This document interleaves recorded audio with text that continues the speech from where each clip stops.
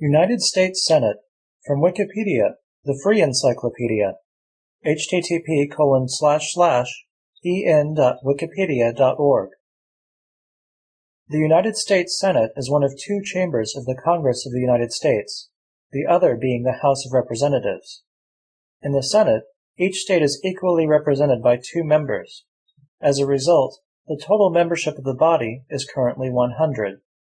Senators serve for 6-year terms that are staggered, so elections are held for approximately 1/3 of the seats, a class, every 2nd year. The Vice President of the United States is a President of the Senate and serves as its presiding officer, but is not a senator and does not vote except to break ties. The Vice President rarely acts as President of the Senate unless casting a tie-breaking vote or during ceremonial occasions, so the duty of presiding usually falls to the President pro tempore, customarily the most senior senator of the majority party. Most often, the President pro tempore will designate a member from his party to serve as presiding officer for the day. The Senate is regarded as a more deliberative body than the House of Representatives.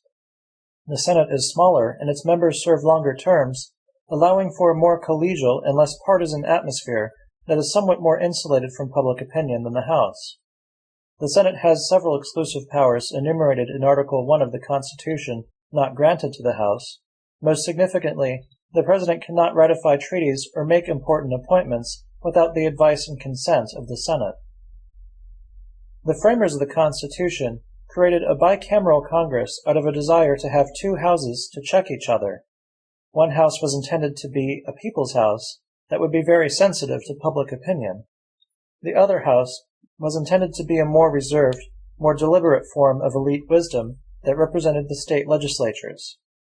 The Constitution provides that the approval of both chambers is necessary for the passage of legislation. The exclusive powers enumerated to the Senate in the Constitution are regarded as more important than those exclusively enumerated to the House. As a result, the responsibilities of the Senate, the upper house, are more extensive than those of the House of Representatives, the lower house. The Senate of the United States was named after the ancient Roman Senate. The chamber of the United States Senate is located in the north wing of the Capitol building in Washington, D.C., the national capital. The House of Representatives convenes in the south wing of the same building. Section 1. Members and Elections. Article 1 of the Constitution stipulates that each state may elect 2 senators. The Constitution further stipulates that no constitutional amendment may deprive a state of its equal suffrage in the Senate without the consent of the state concerned. The District of Columbia and territories are not entitled to any representation. As there are presently 50 states, the Senate has 100 members.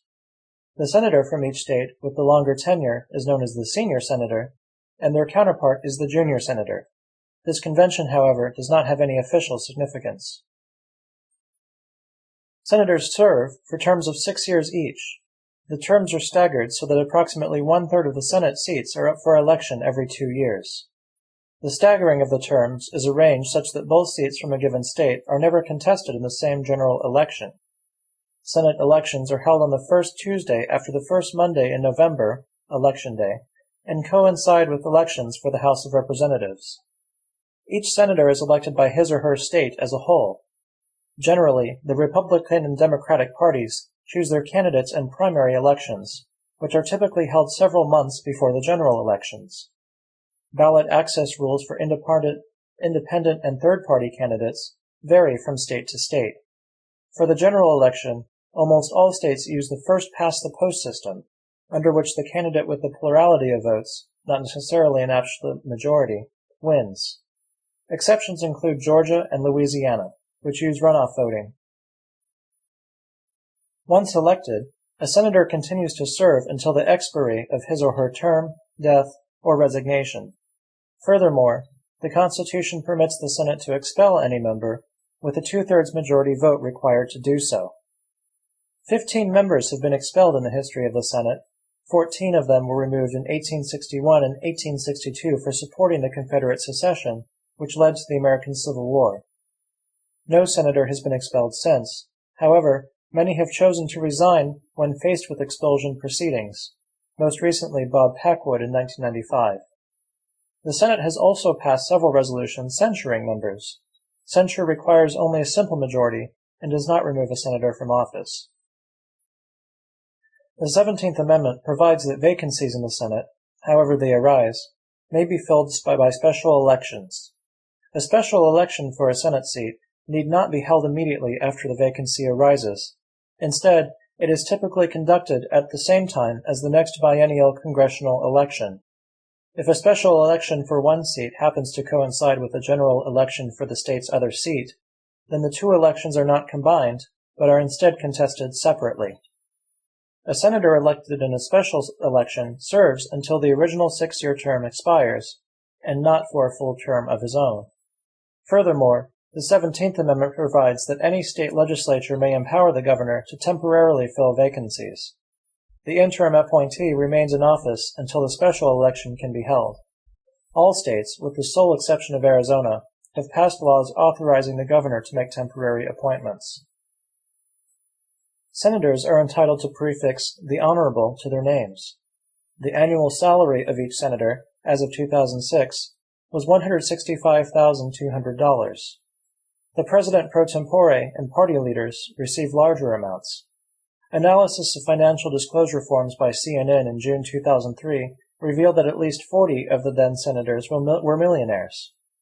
In general, senators are regarded as more important political figures than members of the House of Representatives because there are fewer of them, and because they serve for longer terms, represent larger constituencies, except for House at-large districts, which comprise entire states, sit on more committees, and have more staffers. The prestige commonly associated with the Senate is reflected by the background of presidents and presidential candidates. Far more sitting senators have been nominees for the presidency than sitting representatives. Section 2. Qualifications. Article 1, Section 3 of the Constitution sets forth 3 qualifications for senators. Each senator must be at least 30 years old, must have been a citizen of the United States or at least the past 9 years, and must be, at the time of the election, an inhabitant of the state they seek to represent. The age and citizenship qualifications for senators are more stringent than those for representatives. In Federalist No. 62, James Madison justified this arrangement by arguing that the senatorial trust called for a greater extent of information and stability of character. Furthermore, under the 14th Amendment, any federal or state officer who takes the requisite oath to support the Constitution, but later engages in rebellion or aids the enemies of the United States, is disqualified from becoming a senator. This provision, which came into force soon after the end of the Civil War, was intended to prevent those who sided with the Confederacy from serving. The amendment, however, provides that a disqualified individual may still serve if 2/3 of both houses of Congress vote to remove the disability. Under the Constitution, the Senate, not the courts, is empowered to judge if an individual is qualified to serve. During its early years, however, the Senate did not closely scrutinize the qualifications of members. As a result, 3 individuals that were constitutionally disqualified due to age were admitted to the Senate: 29-year-old Henry Clay in 1806, and 28-year-olds Armistead Mason, 1816, and John Eaton, 1818. Such an occurrence, however, has not been repeated since. In 1934, Rush Holt was elected to the Senate at the age of 29. He waited until he turned 30 to take the oath of office.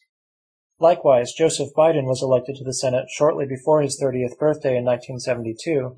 He had passed his 30th birthday by the time the Senate conducted its swearing-in ceremony for that year's electees in January 1973. Section 3. Officers. The party with a majority of seats is known as the majority party. If 2 or more parties in opposition are tied, the vice president's affiliation determines which is the majority party. The next largest party is known as the minority party. The president pro tempore, committee chairman, and some other officials are generally from the majority party. They have counterparts, for instance the ranking members of committees, in the minority party. The Constitution provides that the Vice President of the United States serves as the President of the Senate and holds a vote which can only be cast to break a tie. By convention, the Vice President presides over very few Senate debates, attending only on important ceremonial occasions, such as the swearing in of new senators, or at times when his vote may be needed to break a tie. The Constitution also authorizes the Senate to elect a president pro tempore, Latin for temporary president, to preside in the vice president's absence.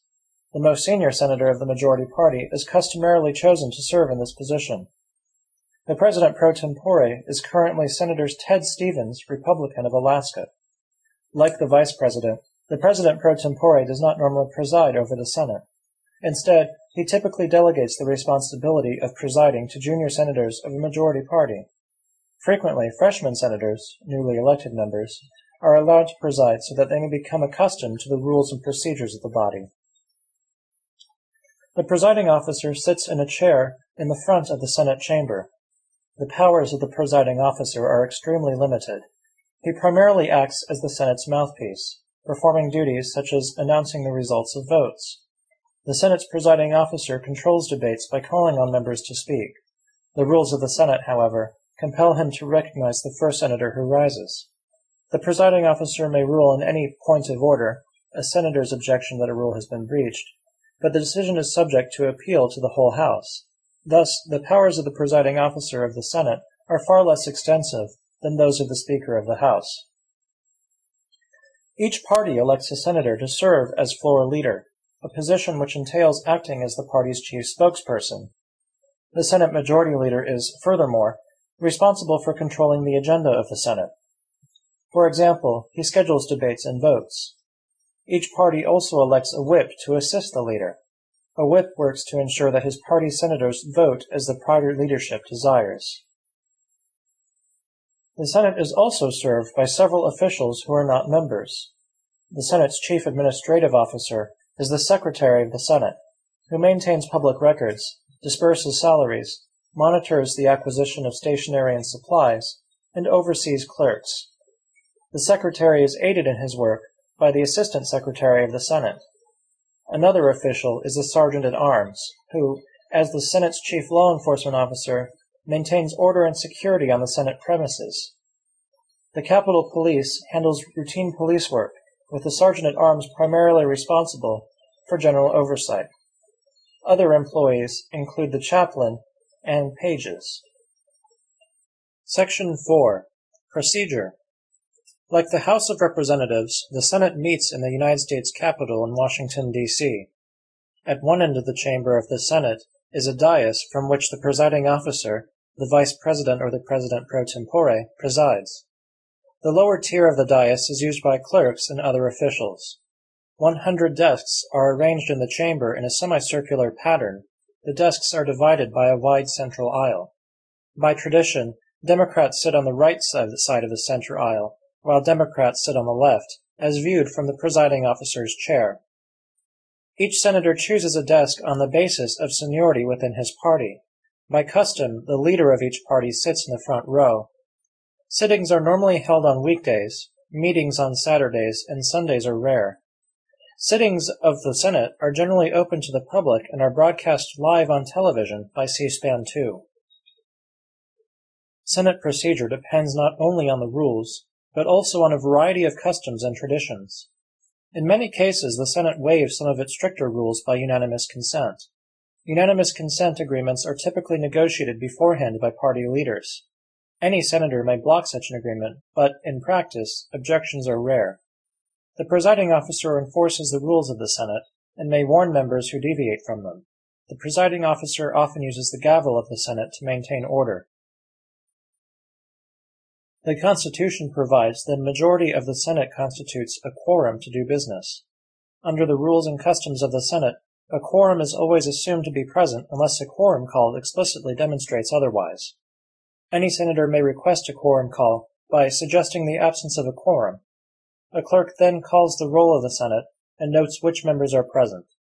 In practice, senators almost always request quorum calls not to establish the presence of a quorum, but to temporarily delay proceedings. Such a delay may serve one of many purposes. Often, it allows Senate leaders to negotiate compromises off the floor. Once the need for a delay has ended, any senator may request unanimous consent to rescind the quorum call.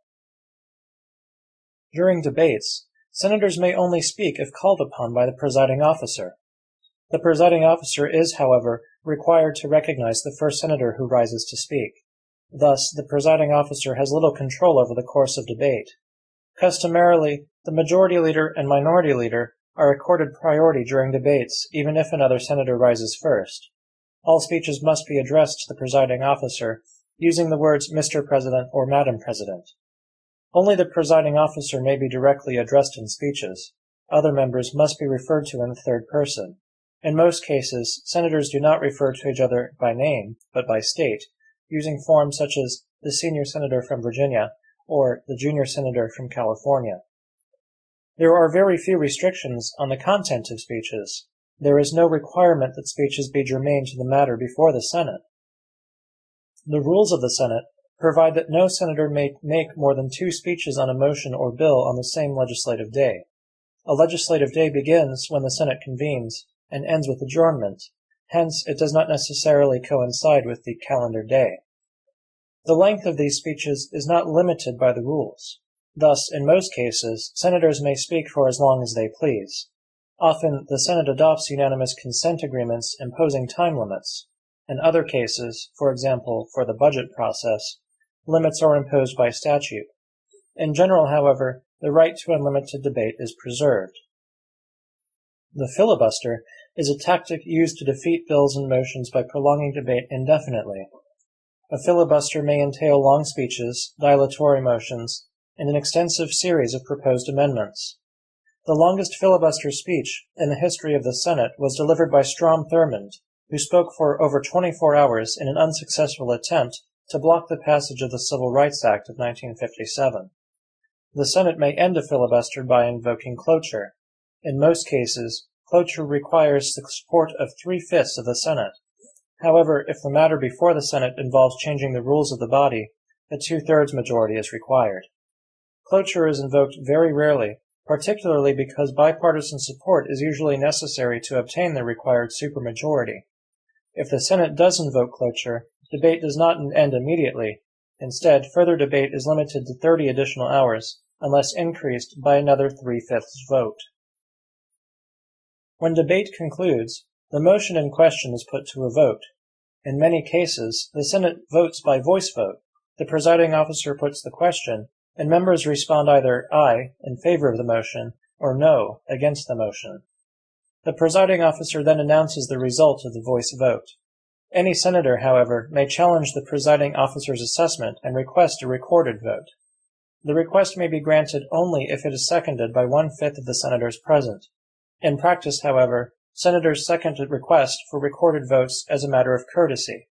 When a recorded vote is held, the clerk calls the roll of the Senate in alphabetical order. Each senator responds when his or her name is called. Senators who miss the roll call may still cast a vote as long as the recorded vote remains open.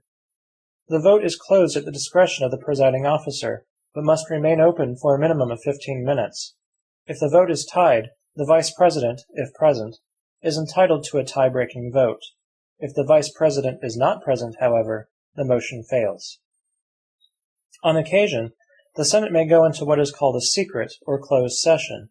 During a closed session, the chamber doors are closed, and the galleries are completely cleared of anyone not sworn to secrecy, not instructed in the rules of the closed session, or not essential to the session. Closed sessions are quite rare, and usually held only under very certain circumstances where the Senate is discussing sensitive subject matter, such as information critical to national security, private communications from the President, or even to discuss Senate deliberations during impeachment trials. Any senator may call a closed session as long as the motion is seconded by at least one other member. Budget bills are governed under a special rule process called reconciliation that disallowed filibusters. Reconciliation was devised in 1974, but came into use in the early 1980s. Section 5. Committees. The Senate uses committees, as well as their subcommittees, for a variety of purposes, including the review of bills and the oversight of the executive branch. The appointment of committee members is formally made by the whole Senate, but the choice of members is actually made by political parties. Generally, each party honors the preferences of individual senators, giving priority on the basis of seniority. Each party is allocated seats on committees in proportion to its overall strength. Most committee work is performed by 16 standing committees, each of which has jurisdiction over a specific field such as finance or foreign relations. Each standing committee may consider, amend, and report bills that fall under its jurisdiction. Furthermore, each standing committee considers presidential nominations to offices related to its jurisdiction. For instance, the Judiciary Committee considers nominees for judgeships, and the Foreign Relations Committee considers nominees for positions in the Department of State. Committees have extensive powers with regard to bills and nominees. They may block nominees and impede bills from reaching the floor of the Senate. Finally, standing committees also oversee the departments and agencies of the executive branch. In discharging their duties, standing committees have the power to hold hearings and to subpoena witnesses and evidence. The Senate also has several committees that are not considered standing committees. Such bodies are generally known as select committees or special committees. Examples include the Select Committee on Ethics and the Special Committee on Aging. Legislation is referred to some of these committees, though the bulk of legislative work is performed by the standing committees. Committees may be established on an ad hoc basis for specific purposes. For instance, the Senate Watergate Committee was a special committee created to investigate the Watergate scandal. Such temporary committees cease to exist after fulfilling their tasks. Finally, the Congress includes joint committees, which include members of both the Senate and the House of Representatives. Some joint committees oversee independent government bodies. For instance, the Joint Committee on the Library oversees the Library of Congress. Other joint committees serve to make advisory reports. For example, there exists a Joint Committee on Taxation. Bills and nominees are not referred to joint committees. Hence, the power of joint committees is considerably lower than those of standing committees. Each Senate committee and subcommittee is led by a chairman, always a member of the majority party. Formerly, committee chairmanship was determined purely by seniority. As a result, several elderly senators continue to serve as chairman despite severe physical infirmity or even senility. Now, committee chairmen are in theory elected, but in practice, seniority is very rarely bypassed. The chairman's powers are extensive. He controls the committee's agenda and may prevent the committee from approving a bill or presidential nomination. Modern committee chairmen are typically not forceful in exerting their influence, although there have been some exceptions. The second highest member, the spokesman on the committee for the minority party, is known in most cases as the ranking member. In the Select Committee on Intelligence and the Select Committee on Ethics, however, the senior minority member is known as the vice chairman. Section 6. Legislative Functions. Most bills may be introduced in either house of Congress. However, the Constitution provides that all bills for raising revenue shall originate in the House of Representatives. As a result, the Senate does not have the power to initiate bills imposing taxes. Furthermore, the House of Representatives holds that the Senate does not have the power to originate appropriation bills, or bills authorizing the expenditure of federal funds. Historically, the Senate has disputed the interpretation advocated by the House. However, when the Senate originates an appropriations bill, the House simply refuses to consider it, thereby settling this dispute in practice. The constitutional provision barring the Senate from introducing revenue bills is based on the practice of the British Parliament, in which only the House of Commons may originate such measures. Although the Constitution gave the House the power to initiate revenue bills, in practice the Senate is equal to the House in the respects of taxation and spending. As Woodrow Wilson wrote, quote, "The Senate's right to amend revenue bills has been allowed the widest possible scope. The upper house may add to them what it pleases, may go altogether outside of their original provisions and tack to them entirely new features of legislation, altering not only the amounts but even the objects of expenditure, and making out of the materials sent them by the popular chamber measures of an almost totally new character." End quote. The approval of both the Senate and the House of Representatives is required for any bill, including a revenue bill, to become law. Both houses must pass the exact same version of the bill. If there are differences, they may be resolved by a conference committee, which includes members of both bodies. Section 7. Checks and balances. The Constitution provides that the President can make certain appointments only with the advice and consent of the Senate. Officials whose appointments require the Senate's approval include members of the Cabinet, heads of federal executive agencies, ambassadors, justices of the Supreme Court, and other federal judges. However, Congress may pass legislation to authorize the appointment of less important officials without the Senate's consent. Typically, a nominee is first subject to a hearing before a Senate committee. Committees may block nominees, but do so relatively infrequently. Thereafter, the nomination is considered by the full Senate. In a majority of the cases, nominees are confirmed. Rejections of cabinet nominees are especially rare. There have been only 9 nominees rejected outright in the history of the United States. The powers of the Senate with respect to nominations are, however, subject to some constraints. For instance, the Constitution provides that the President may make an appointment during a congressional recess without the Senate's advice and consent. The recess appointment remains valid only temporarily. The office becomes vacant again at the end of the next congressional session. Nevertheless, presidents have frequently used recess appointments to circumvent the possibility that the Senate may reject the nominee. Furthermore, as the Supreme Court held in Myers v. United States, although the Senate's advice and consent is required for the appointment of certain executive branch officials, it is not necessary for their removal. The Senate also has a role in the process of ratifying treaties. The Constitution provides that the President may only ratify a treaty if 2/3 of the senators vote to grant advice and consent. However, not all international agreements are considered treaties, and therefore do not require the Senate's approval. Congress has passed laws authorizing the President to conclude executive agreements without action by the Senate. Similarly, the President may make congressional executive agreements with the approval of a simple majority in each House of Congress, rather than a 2/3 majority in the Senate.